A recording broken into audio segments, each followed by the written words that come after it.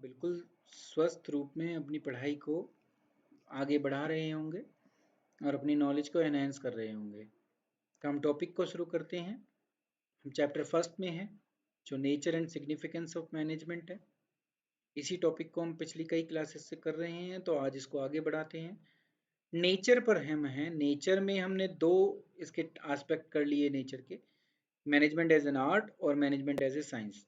आज हम करेंगे कि क्या मैनेजमेंट एक प्रोफेशन है। तो आज हम इस हमारा जो स्टडी का जो टॉपिक है वो प्रोफेशन है। क्या क्या मैनेजमेंट को प्रोफेशन कहा जा सकता है। तो आप लोगों को पता ही है कि प्रोफेशन एक स्पेशल डिग्री के थ्रू हम किसी प्रोफेशन को कर सकते हैं, चाहे वो डॉक्टर की डिग्री हो, चाहे वो एलएलबी की डिग्री हो, और चाहे वो सीए की डिग्री हो। इस बेस पर हम एक स्पेशल नॉलेज गेन करने के बाद एक प्रोफेशन को स्टार्ट कर सकते हैं। तो आज देखते हैं कि क्या मैनेजमेंट में भी मैनेजमेंट को प्रोफेशन कहा जा सकता है। शुरुआत हम करते हैं कि प्रोफेशन क्या है। सबसे पहले हमें समझना है कि प्रोफेशन क्या है। तो मैनेजमेंट एज ए प्रोफेशन और प्रोफेशन का मीनिंग, तो प्रोफेशन को हम डिफाइन कर सकते हैं कि profession may be defined as an occupation that requires specialized knowledge and intensive academic preparation to which entry is regulated by the representative body।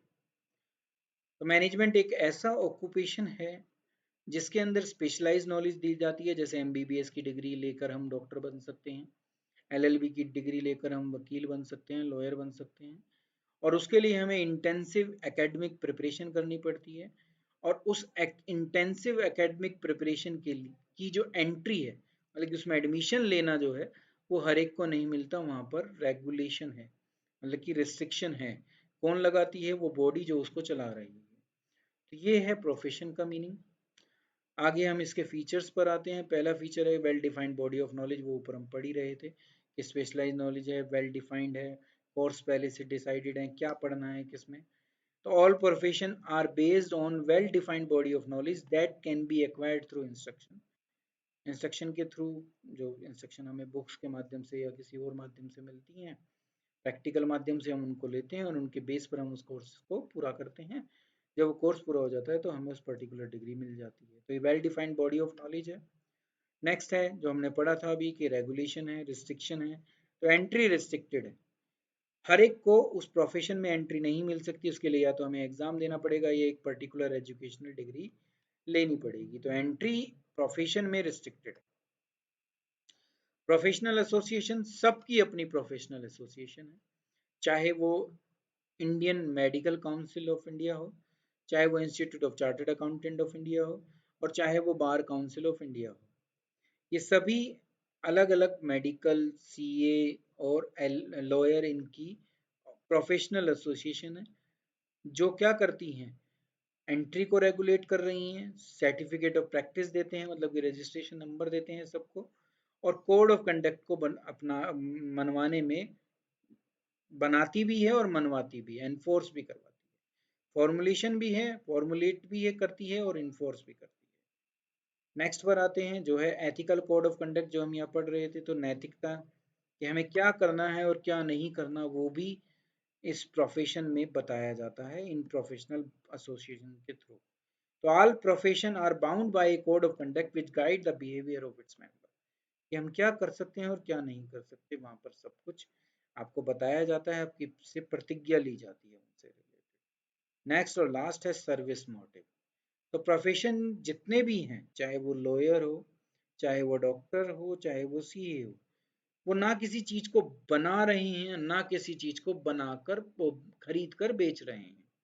वो क्या कर रहे हैं, अपनी सेवाएं लोगों को दे रहे हैं, अपने क्लाइंट को, और उन सेवाओं के बदले उनसे फीस ले रहे हैं।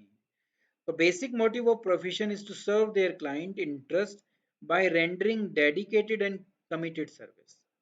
तो इस बेस पर हम कह सकते हैं कि प्रोफेशन के ये कुछ फीचर्स हैं। अब हमें ये देखना है कि क्या ये फीचर्स हमारे मैनेजमेंट में एप्लीकेबल होते हैं। तो इसका आंसर हमसे सबसे पहले यही पूछा जा रहा है, क्या मैनेजमेंट एक प्रोफेशन है। तो हम इसका आंसर देते हैं कि management does not meet the exact criteria of a profession. पूरी तरह से नहीं फुलफिल करता वो उतने पॉइंट जो हमने अभी पढ़े पीछे। However it does have some features of a profession. ठीक है, कुछ फीचर्स हैं, जैसे पहला फीचर आया सिस्टमाइज्ड बॉडी ऑफ नॉलेज, इसके अंदर भी है, जो वेल डिफाइंड प्रिंसिपल के ऊपर बेस्ड होती है और डिफरेंट सिचुएशन के ऊपर है, प्रिंसिपल बने हुए हैं। ठीक है, एक सिस्टमेटिक है, बीबीए एमबीए डिफरेंट कोर्स हैं, तो well defined systematic body of knowledge तो है। नेक्स्ट पर पहुंचते हैं, जो एंट्री से रिस्ट्रिक्शन से संबंधित था, तो यहाँ हमें पता चलता है कि रिस्ट्रिक्शन है ही नहीं। वो आपको भी पता है कि मैनेजर बनने के लिए मुझे एक एग्जाम नहीं देना पड़ता, कोई कम से कम डिग्री नहीं लेनी पड़ती जिसके बेस पर मैं मैनेजर के लिए क्वालिफाई कर पाऊँ। तो कोई भी मैनेजर बन सकता है, चाहे उसने एमबीए करा हो चाहे ना करा हो। नेक्स्ट जो फीचर्स था प्रोफेशन का, तो प्रोफेशनल एसोसिएशन थी, तो यहाँ पर भी एसोसिएशन वर्किंग है। एक एसोसिएशन ये है Indian all India management association, ये इसने लेट डाउन किए हैं कोड ऑफ कंडक्ट जो रेगुलेट करती हैं एक्टिविटीज की मेंबर्स की, बट इनको मानना मैनेजर के लिए कंपल्सरी नहीं है। तो ऑल इंडिया मैनेजमेंट एसोसिएशन के जो कंडक्ट बना रखा है उन्होंने, वो उसको हर मैनेजर को फॉलो करना कंपल्सरी नहीं है, वहाँ ऐसा नहीं। वहाँ कंपल्सरी भी था, वहाँ पर एक रजिस्ट्रेशन नंबर भी मिलता था, यहाँ पर वो भी नहीं मिलता। नेक्स्ट, वहाँ सर्विस मोटिव था, तो यहाँ पर भी जो बेसिक पर्पस है वो यही है कि ऑर्गेनाइजेशन के गोल को अचीव कराया जाए। गोल क्या होता है? प्रॉफिट को मैक्सिमम करना। तो अल्टीमेटली हम कहें तो ये कहीं ना कहीं इकोनॉमिक एक्टिविटी से जुड़ गया, और जिस जो सर्विस है, पर वो सर्विस जो है एम्प्लॉई के रूप में है, तो उसके बदले में इनको सैलरी दी जाती है, वहाँ पर फीस मिलती है। तो ये डिफरेंस है। तो इस बेस पर हम कह सकते हैं कि पूरी तरह से प्रोफेशन नहीं, हाँ कुछ फीचर्स जरूर मिलते हैं। अब एक नया क्वेश्चन अराइज होता है कि जो ज़्यादातर पेपर में पूछा जाता है, क्या मैनेजमेंट एक आर्ट और एक साइंस दोनों है? तो ये बहुत जरूरी क्वेश्चन है। मैनेजमेंट में आर्ट के भी फीचर हैं और कुछ फीचर साइंस के भी हैं, तो क्या मैनेजमेंट को art and as well as science कहा जा सकता है? इसका आंसर है ये, management has a feature of both art and science, the practice of management is an art. जब मैं मैनेजमेंट या मैनेज करता हूँ, मैनेजर एक कंपनी को चला रहा है, तो उसके लिए स्किल की जरूरत है, तो आर्ट है। However manager can work better, काम अच्छा कर सकता है अगर वो क्या करे, प्रिंसिपल ऑफ मैनेजमेंट को फॉलो करे। और प्रिंसिपल ऑफ मैनेजमेंट क्या बना देते हैं? साइंस ऑफ मैनेजमेंट बना देते हैं।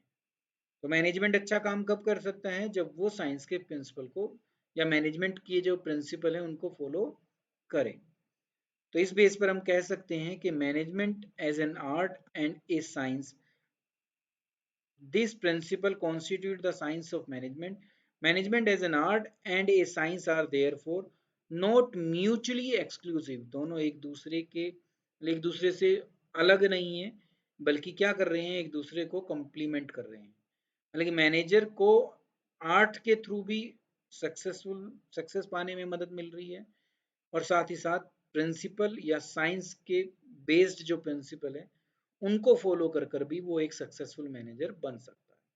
तो ये दोनों एक दूसरे को कॉम्प्लीमेंट करते हैं।